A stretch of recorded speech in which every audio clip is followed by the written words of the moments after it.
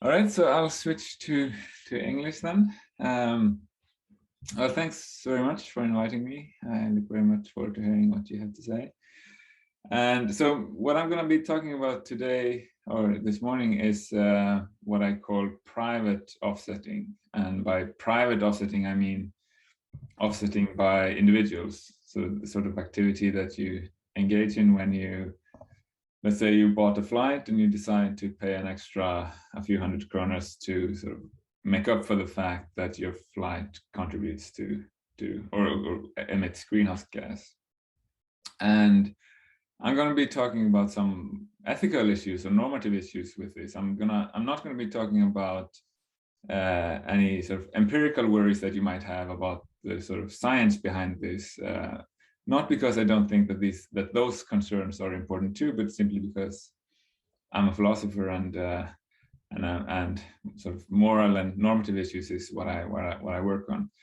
So I'm just going to be taking for granted, for the sake of the argument, that the type of offsetting that I'm focusing on, that it actually works, so to speak. I mean, if it doesn't work, then the whole question is much less interesting. But supposing that offsetting actually works empirically the way we hope it might work, I'm going to be raising a few normative questions. But to make these, or to get to the normative conclusions that I get to, I have to make some empirical assumptions. And these empirical assumptions are based on my admittedly quite limited understanding of sort of the science of climate change. And of course, I know that some of you know that much better than I do, so please correct me if I'm wrong. But the, I guess, least controversial empirical assumption that I'm going to be making is that when you cause greenhouse gas to be emitted, or you make choices that sort of contribute to greenhouse gas being emitted, by doing so, you risk harming others due to climate change and the type of events that become more prevalent due to climate change. So, for instance, apparently, as far as I understand, there's this, what I think is quite intuitively sort of surprising sensitivity of the climate, sensitivity to changes in the concentration of greenhouse gas, which means that even seemingly harmless activities like, say, going for a Sunday drive could cause some harmful event like a storm or a flood or a drought that ends up killing someone or harming someone. And of course, this is even more likely if we think of your lifetime emission, right? Your lifetime emission, even the lifetime emission of an individual like you and me, could end up harming someone due to the type of events that become more prevalent due to climate change. And also, of course, for other reasons, but I'll be focusing on these sort of events like a drought or a flood or a storm. By the way, I maybe I should have said this as a start, but if anyone has a clarificatory question during the talk, then I'm very welcome to pause and take those questions. But otherwise, I just press on. Now, and importantly, this sort of risk is asymmetric, right? So apparently, in theory, any event like a Sunday drive could also prevent a harmful event. An activity like a Sunday drive could prevent a harmful event like the one that those that I mentioned. But at least given sort of current and relevantly close by levels of greenhouse gas concentration, the Sunday drive is more likely to cause such an event than to prevent one, right? Because given the current level of greenhouse gas concentration, each marginal increase in greenhouse gas makes these events more likely. So the way we can think of this is that your greenhouse gas emission, or the greenhouse gas emission that you causes, imposes expected harm on others. And when I say that it imposes expected harm on others, I mean roughly that once we have looked at the different levels of harm that it might cause, and we've sort of quantified them and weighted them by their probabilities, the likelihoods that you will actually cause each level of harm, and then we weigh that against the possible harms that you might prevent, and the sort of balance tips in the direction of harm, right? So on balance, or in expectation, your greenhouse gas emission imposes such harms on others. Now, of course, we might be interested in asking how much harm, how much risk are you harming, or what is the expectation of harm?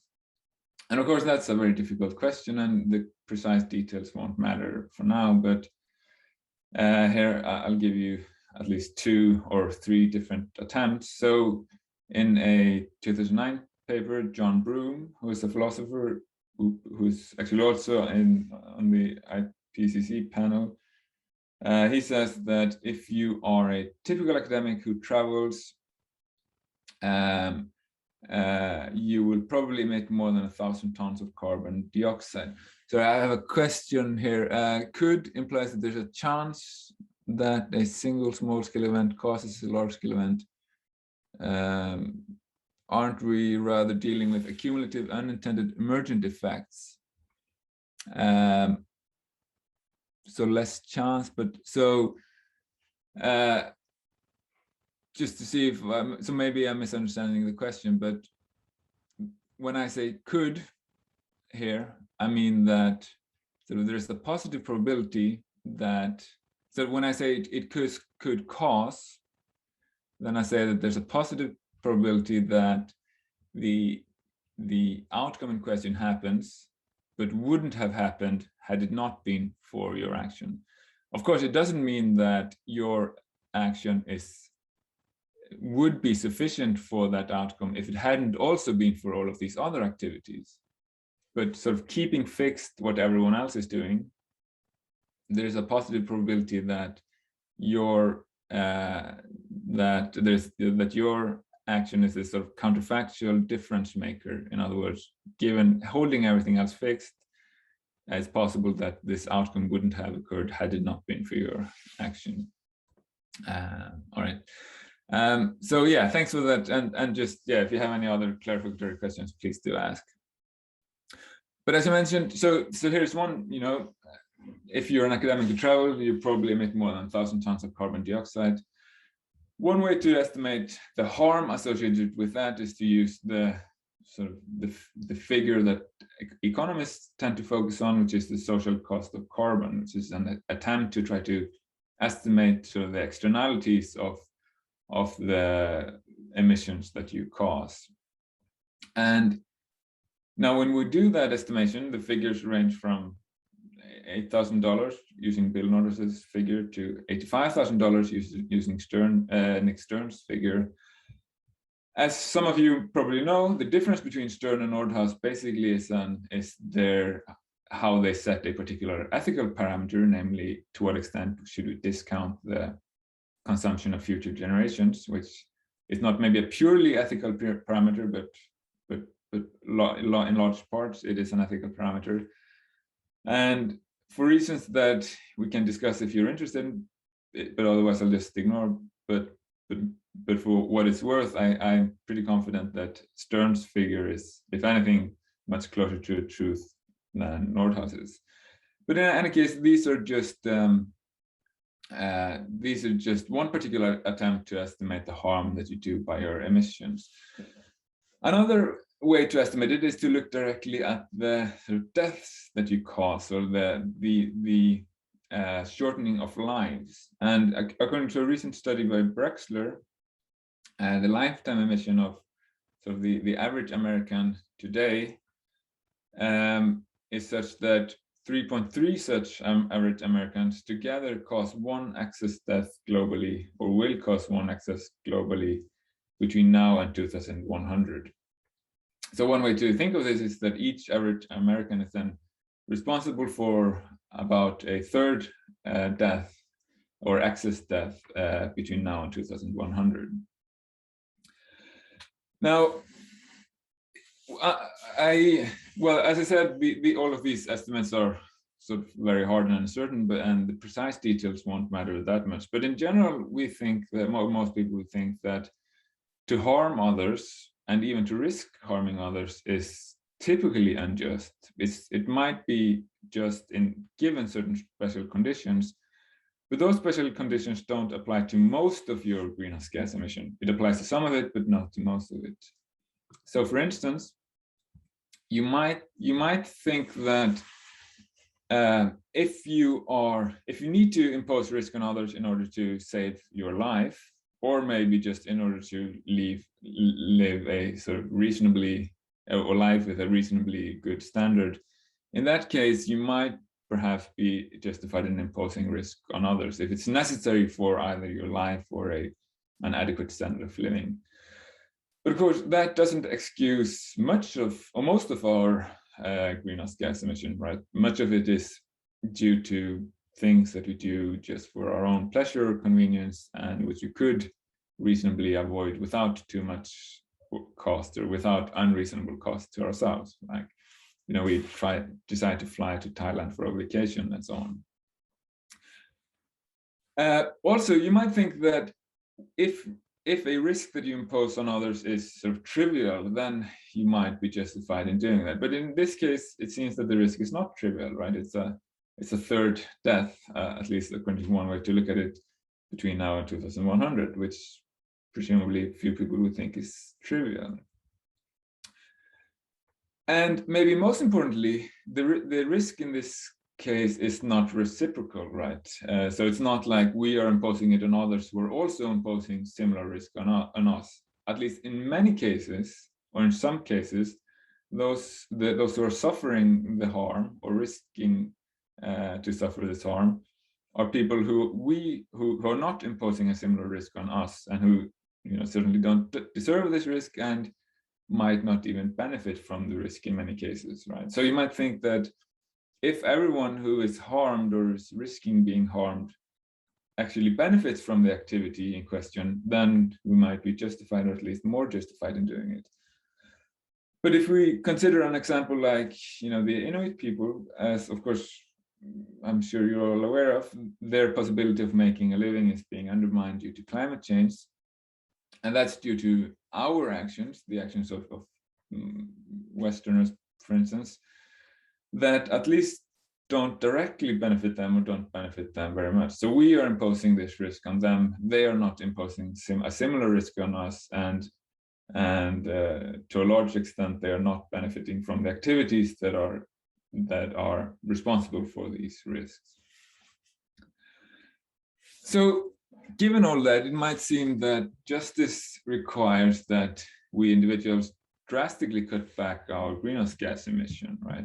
We might be, given everything I've said, we might be justified in some of the emissions, the emission that is necessary for, our sustenance or necessary for a reasonable living standard, but much of the, at least what we might think of as luxury emissions, justice might seem to require that we cut back. But some philosophers, and a lot of people in general, non-philosophers, think that actually meeting this demand of justice is not that hard. We can continue emitting as we do if we simply offset all of these emissions. And so here's a quote by John Broome, whom I previously mentioned, a very influential philosopher, who, by the way, makes a similar kind of argument that's the one that I just did about most greenhouse gas emission imposing risk in an unjust way on others. But he nevertheless thinks that you can continue emitting as long as he suggested we should try to reduce our emission, but nevertheless he thinks that you can get away with a lot of emissions as long as you offset it. So what he says is that if you successfully offset all of your emissions, you do no harm by your emissions. You therefore do no injustice by them. And in what follows, I'm going to question both the claim here in bold font and the one in blue font. I'm going to claim that even if offsetting is successful, it might still very well be the case that you do harm by the emission that you're offsetting. And as a result of that, you do an injustice by them.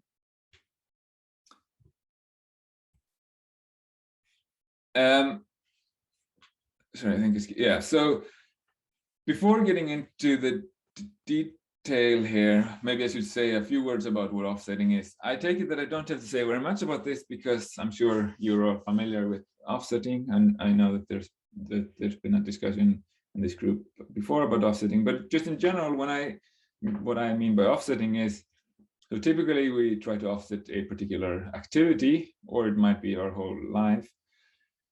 And what we do then is we pay someone else. I mean, we could, in theory, to do it ourselves, but in practice, we pay someone else to ensure that the amount of greenhouse gas in the atmosphere remains the same as what it would have been without the activity that we are offsetting, or without our whole life if we are offsetting a whole life. So then we pay someone to make sure that the amount of greenhouse gas in the atmosphere is the same as it would have been had we never existed.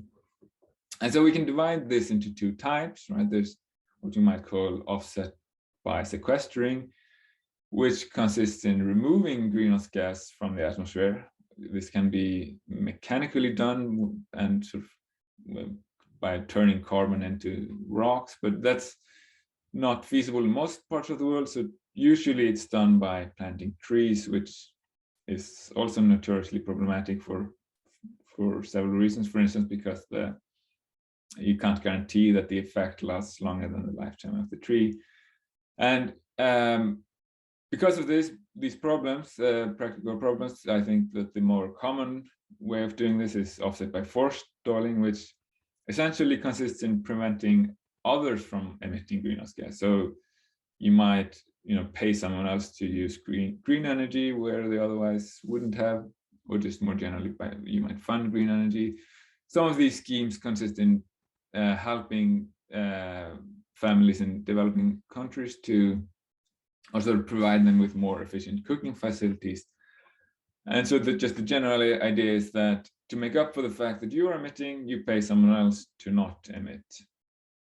And as I mentioned before, there are several important political, sociological, and scientific reasons for worrying about both types of offsetting, but I'm not going to go into those details and instead focus on an ethical worry with offsetting. And so the ethical worry arises due to the perhaps obvious fact, which I'll nevertheless emphasize, that when you offset a particular action, or maybe your whole life, you're not, of course, preventing emission from that action, right? So if you offset a particular drive or a flight, you're not removing the emission from that drive or that flight. Instead, you are sort of preventing emission from some other hypothetical flight or drive, or you might be sort of sequestering emission from some other activities, but you're not actually preventing the emission from the activity in question. And so as a result of this, right, even if you offset an activity before the action takes place, there will be some period of greater concentration of greenhouse gas than there would have been without the action that causes the emission, right? So suppose that you at some point in your life decide to offset all of your future emissions, then at some point later in your life, you go on you take a flight which causes greenhouse gas emission. Of course, that means that after that flight, or after that activity that you do that causes this emission, there will be a greater concentration of greenhouse gas than there would have been without that action. It's just that because you already offset, there's no more concentration than there would have been had you never existed. But as a result of this, your emission and offsetting, even if the offsetting is successful, does sort of periodically at least change the atmosphere in a way that can affect the weather in some ways. So it might cause or potentially even prevent some potentially harmful weather event. And this is again because of this surprisingly unstable relationship between, on the one hand, the climate, and the other hand, concentration of greenhouse gas, and in particular this probabilistic relationship, right? So it's not like it's not like for sure when the concentration reaches a particular level, a particular event will with certainty happen. Rather, of course, this is a probabilistic relationship. And so as a result of this, even if all of your emissions is perfectly successful, which means that in the long run, the you are not causing any expectation of harm when we look at the combination of actions, your emissions and your offsetting. Even if that combination of action causes it does not increase the expectation of harm, it might still well be the case that you harm someone when even though you offset all of your emissions. So I'll get into that in a bit more detail in a moment, but first I'll take sort of a brief detour into and talk about sort of the different types of duties, or a particular type of duty that we seem to have, which is relevant and which sort of explains why what I just said is problematic. I think I have a question here.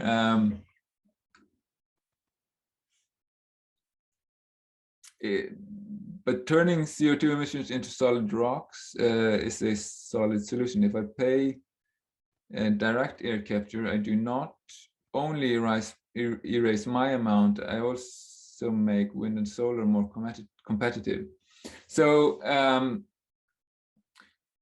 if I understand the point,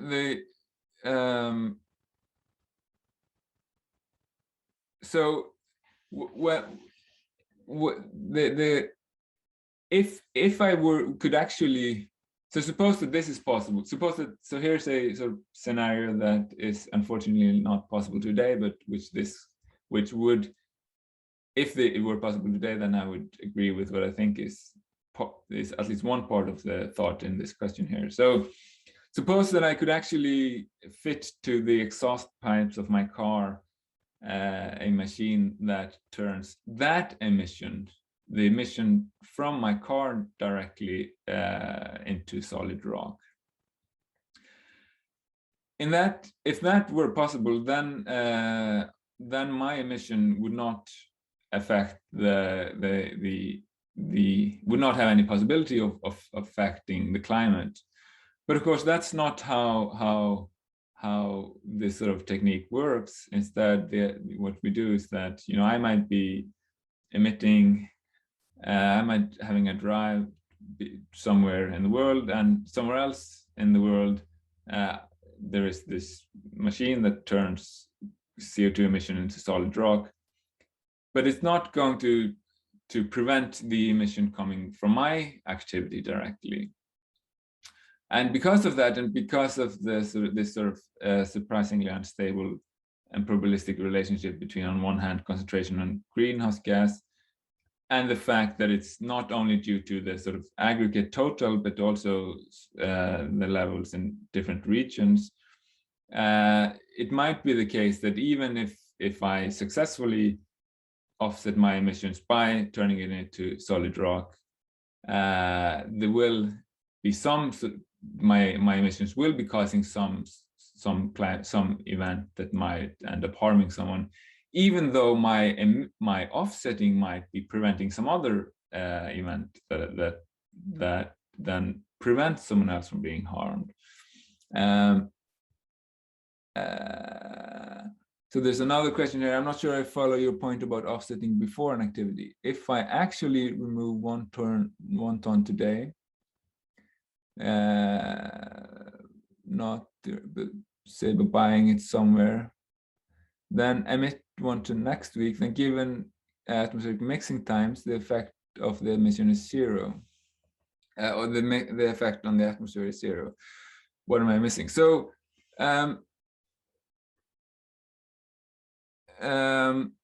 so the effect on the concentration of greenhouse gas, the effect on the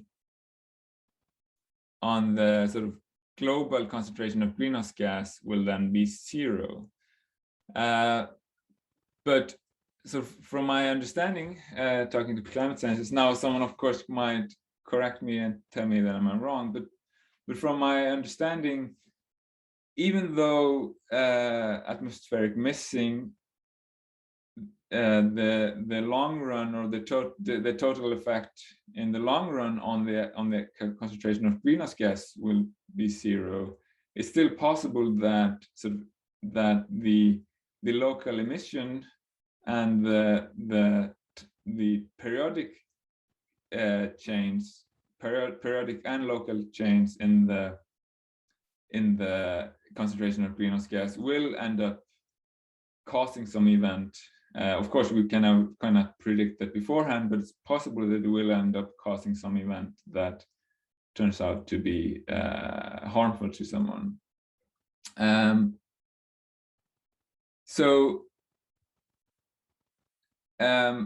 Maybe, so I hope this was answered at least some of these questions. But just the and actually I will get back to this in a moment. But the general picture is this, and please correct me if I'm wrong. So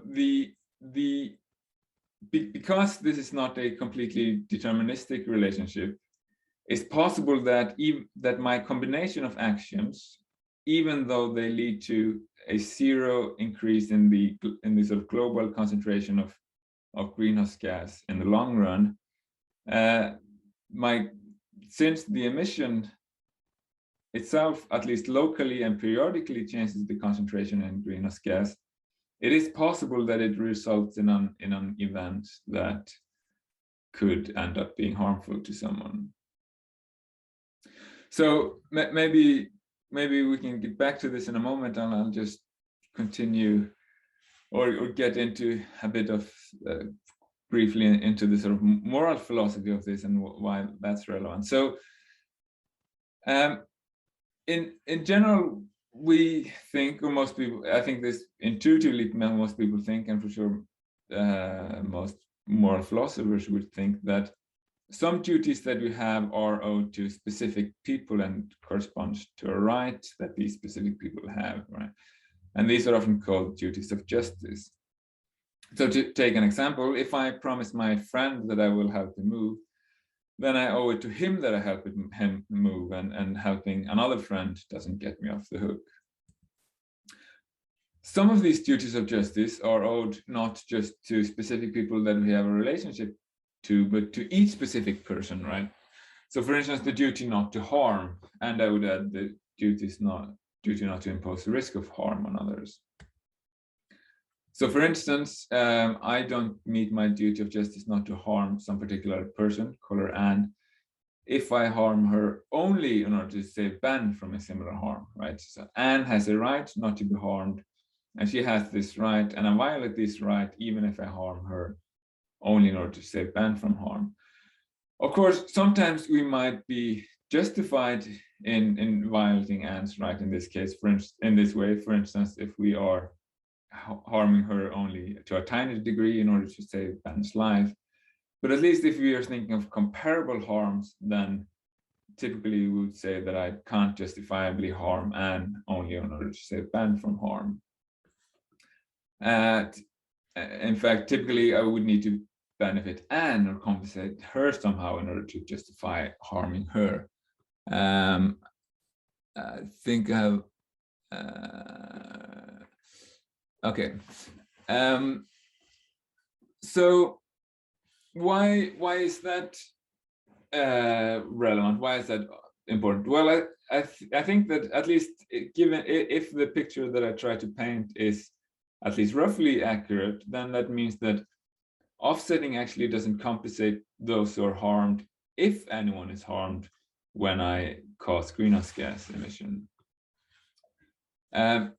So, I mean, suppose that you are what we might call morally unlucky with any particular activity that causes greenhouse gas emission, or with your lifetime emission, and this emission ends up causing a, let's say, storm, or maybe a drought is more realistic, which ends up harming someone. So your activity, you're unlucky in the sense that your activity harms someone because of these sort of events that are made more common, more prevalent by climate change.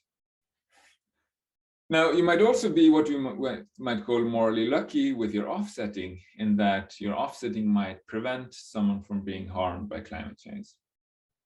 But that's then, if the picture that I sort of try to paint is at least roughly accurate, then the person that's likely, that might be benefited, or in other words, the person who you might be saving from harm, is likely to be a different person from the person that you harm, if you harm anyone, by your sender drive. And the claim is not, of course, that we can sort of trace these harms back and actually identify who precisely who is harmed and who is sort of prevented from being harmed by which activity. The point is rather that sort of ex ante, or before the harm,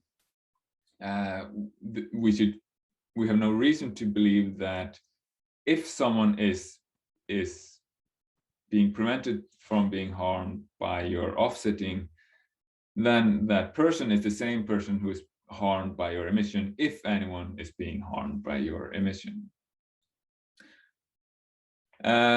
So I guess I'll say this once again, because that might have been a bit of a mouthful. So the thought is that, so if your drive or your lifetime emission happens to cause some sort of event that is harmful to someone, then it's unlikely that your emission will prevent precisely that event. It might prevent some other event, but it's unlikely to prevent that same event as the one that would occur had you emitted.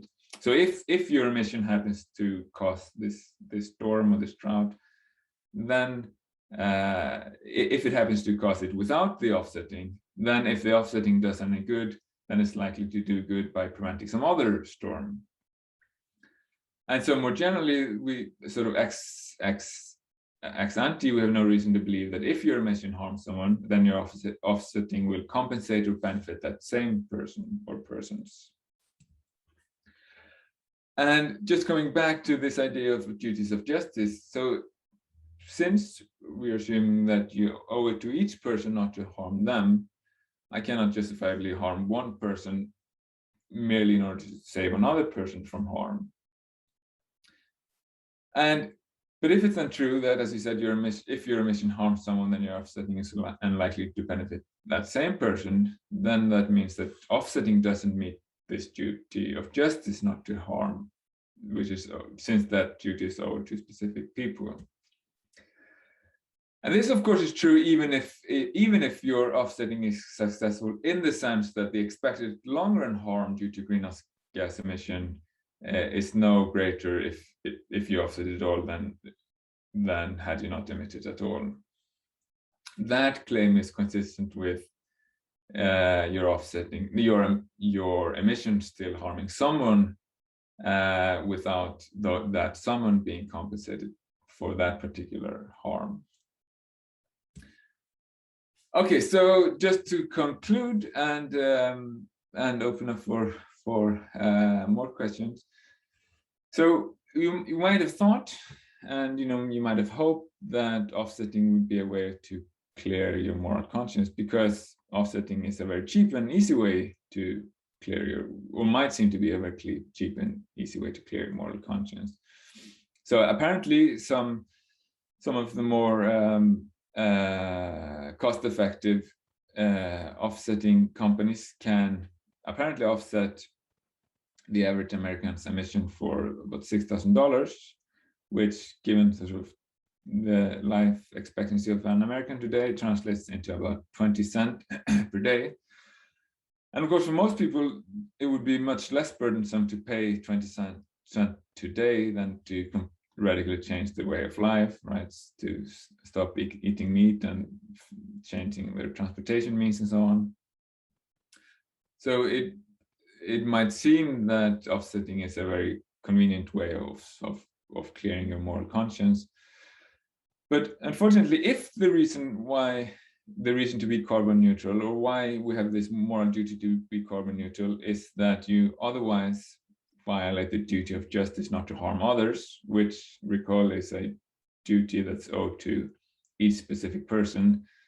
If that's the case, then it seems that offsetting does not get you off the moral hook, because even if you offset successfully, you might be harming someone, and you at best then prevent some other person from being harmed. Okay, I'll stop now. I think I'll stop sharing my screen and look forward to your questions or comments.